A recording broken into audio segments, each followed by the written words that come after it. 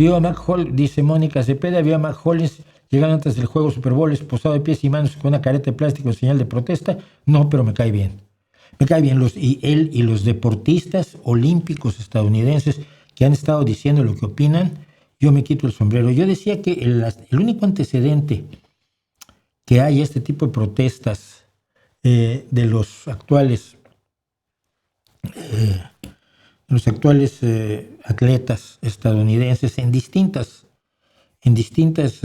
manifestaciones, pero específicamente en el caso de los Juegos Olímpicos, porque a nivel privado sí ha habido más, sobre todo en el fútbol americano, con aquellos por el Black Lives Matter hincaban una rodilla en el suelo al oírse el himno nacional. Pues Estados Unidos tocan el himno nacional al principio de cada partido, de lo que sea. Los que ponían una rodilla en tierra fueron horriblemente atacados por Donald Trump. Pero a nivel olímpico, lo único que yo recuerdo esto, y lo viví en 1968 en México, cuando John Carlos, y no me acuerdo cuál era el otro, que fueron los ganadores de los 200 metros, de los 400 metros, de los 200 metros.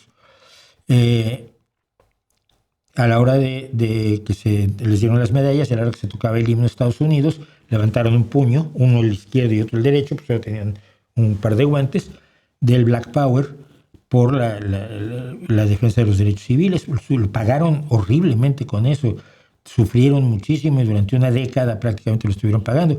Incluso el tercer lugar, que es el que los había apoyado Horton, que era el australiano, el segundo lugar, ellos eran oro y bronce, John Carlos era oro y no me acuerdo quién era el otro, bronce, y Horton, el australiano, los había ayudado y les había dicho, ay, pónganse el guante así y tal, y traía un símbolo también del poder negro, el australiano Horton, cuando recibió su medalla de plata, y a él también le hicieron la vida imposible durante un tiempo en Australia. Ahora hay estatuas de él.